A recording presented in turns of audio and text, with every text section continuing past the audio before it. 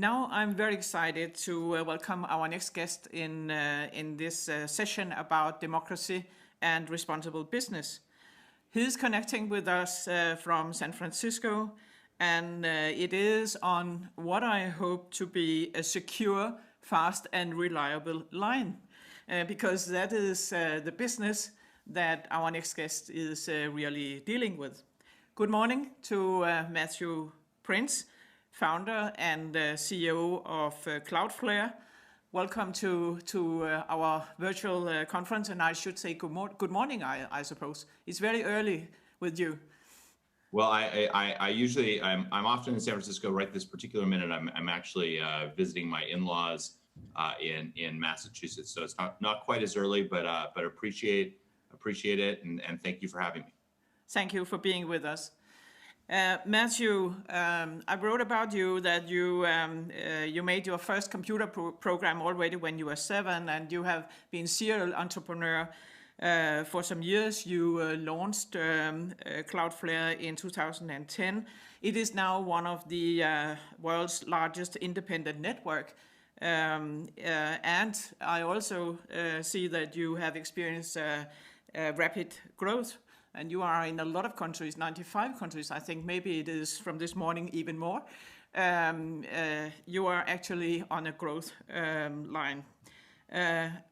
Cloudflare's mission is to help build a better internet, you have said. It's an internet infrastructure company providing speed, reliability, and security to companies. And I also wrote about you, Matthew, that you I don't know how you get the time for it, but that you teach internet law. And I think that is very interesting also for our debate today about democratic principles and things like that. So now, I saw in another interview that you were saying that you could not at any time have built Cloudflare without a stable and functioning democracy. Many of your peers prefer to keep business out of the political turmoil and just focus on profit on the bottom line. You have been outspoken about supporting democracy and also Western values as part of your company identity. Could you please elaborate on that? Why did you choose to do that?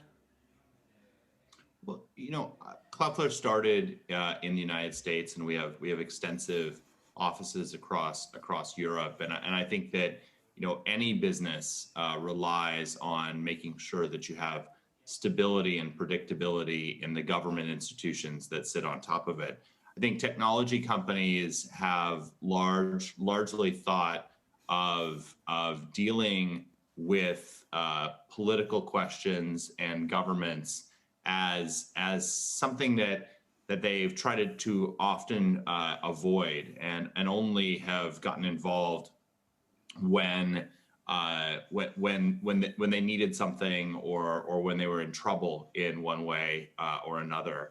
I think early on we recognized that part of our ability to succeed depended on us having again, a very stable government infrastructure. And part of our duty as a company was to make sure that when we could help ensure government infrastructure was stable and reliable, that it was important. And so I think, especially what we saw in the US in the 2016 election, where there was foreign interference trying to meddle with the outcomes, and we saw other technology companies being abused in order to help facilitate that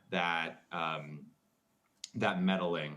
I think that was a real wake-up call for us as a company, and we said, how can we help make sure that whatever system of government a country chooses, that it functions in a way that follow basic principles of the rule of law.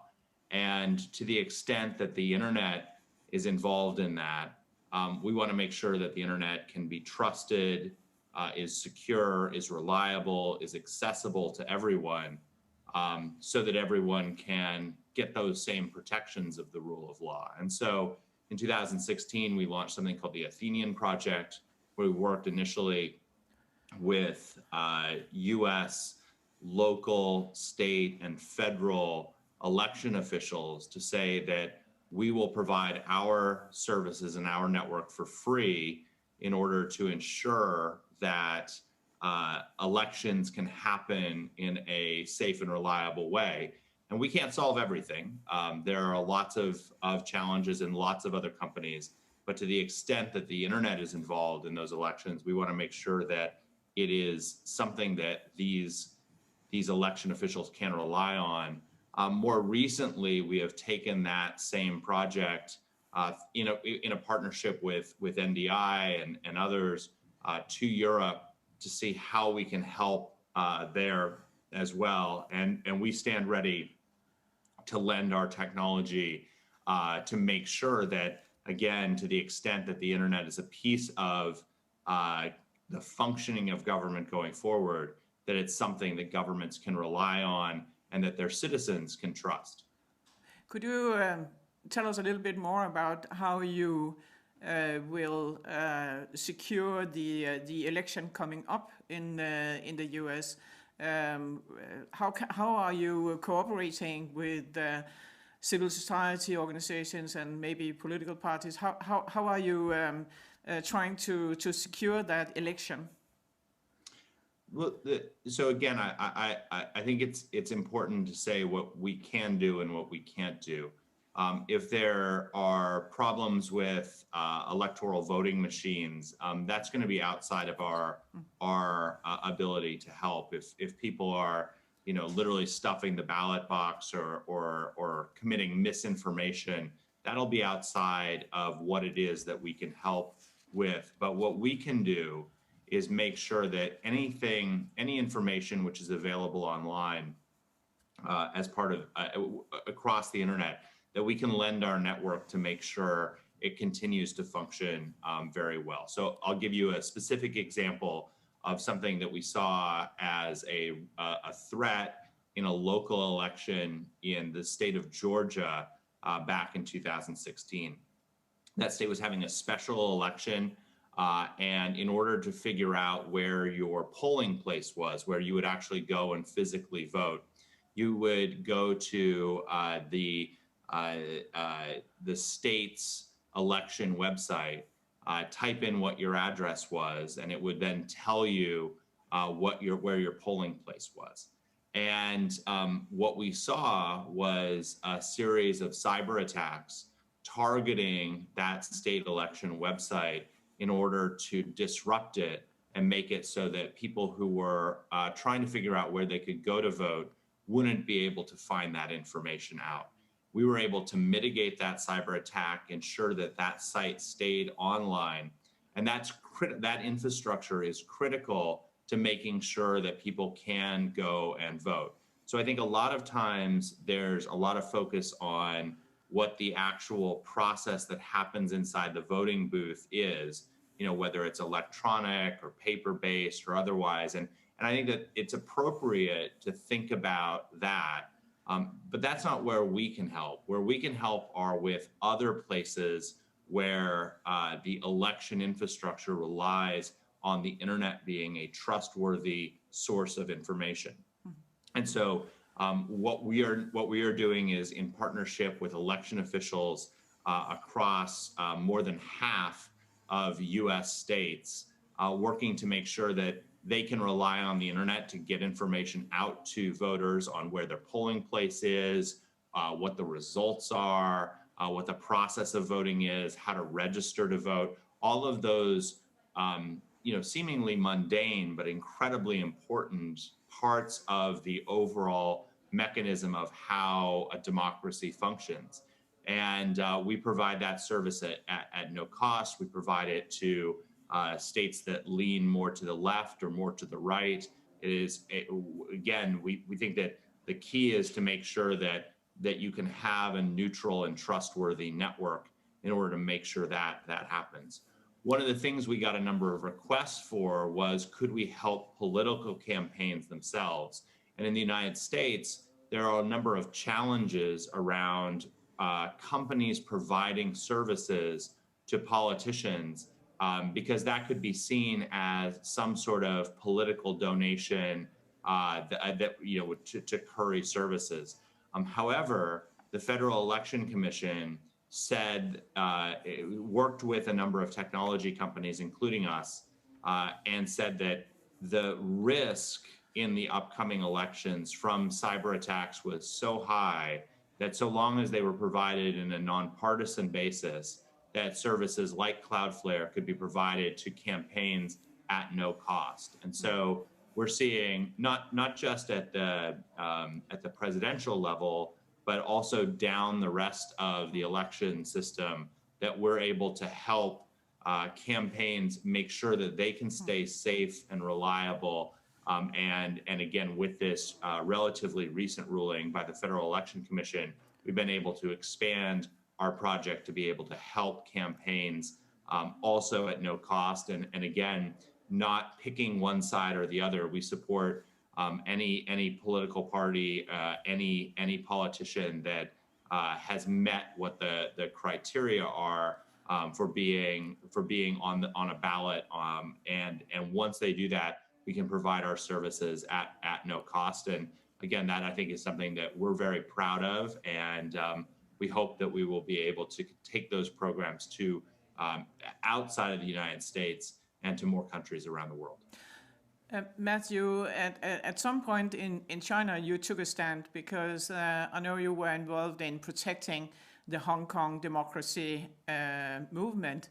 Could you tell us more about that? Do you have business in China, and can you how were you protecting the Hong Kong democracy movement?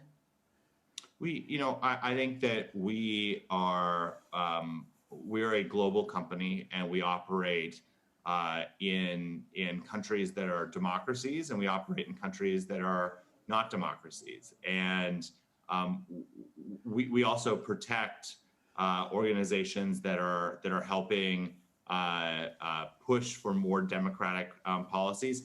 But at the same time, we also protect governments. For example, in Hong Kong, the Hong Kong government, the Beijing Hong Kong government, used us to protect themselves against a series of attacks by the hacker group Anonymous. And so for us, I think it's less about taking a political stand to tell countries how to run themselves, but more about saying that whatever a country is choosing as its form of government, that we want to make sure that to the extent the internet plays a role in that we help ensure that it can be secure, reliable, and something that you can count on. Let's go to the pandemic situation, the corona situation. We had an infodemic connected to the corona pandemic. How much of this have you seen dealing with security on the internet and also the reliability? Have you taken special measures to try to deal with the infodemic? I think that the last 3 months have been pretty extraordinary, where as we saw countries and regions lock down and require people work from home and stay home, that corresponded directly with dramatic increases in internet usage. And we saw on average globally about a 50% increase in overall internet utilization. And that, if anything, probably understates it, because a lot of the growth in internet traffic would be through major video streaming platforms like a Netflix or a YouTube, which is traffic that we would not typically see because those Netflix and Google are not customers of ours. Okay. But it's hard to overstate how dramatic the increase in internet utilization was. And obviously the superheroes of this crisis are the medical professionals and the scientists who are taking care of the sick and looking for a cure for the disease. But, the reliable sidekick, the Ant-Man to Captain Marvel, has been the internet. And what I think our team is proud of is the role that we have played in ensuring that the internet continues to work. And that is, at some levels, a real miracle.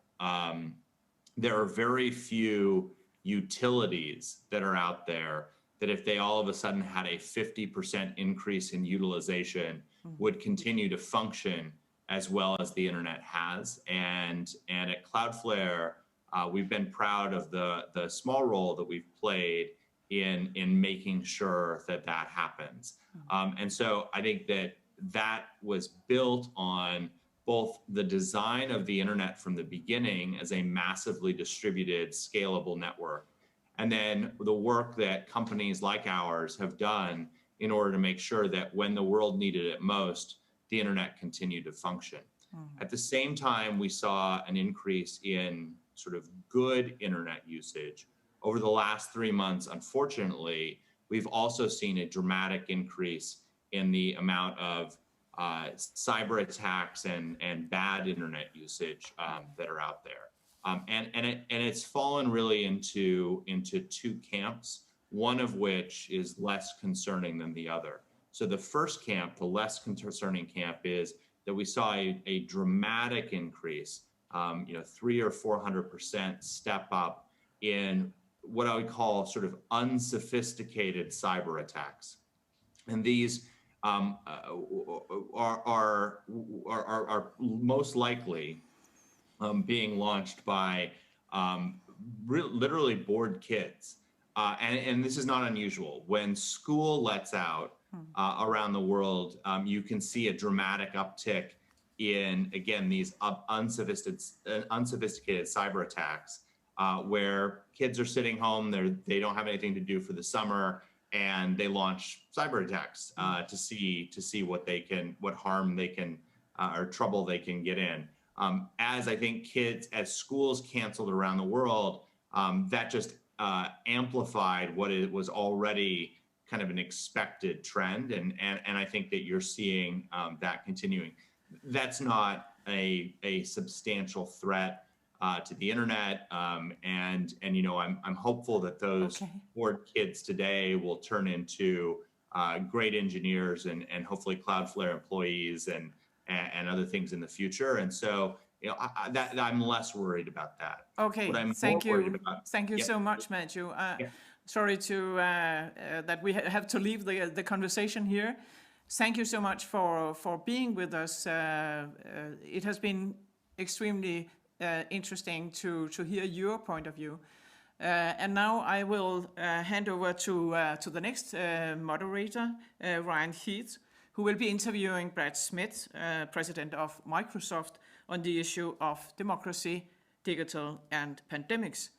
Thank you very much, Matthew, for being with us. Thank you.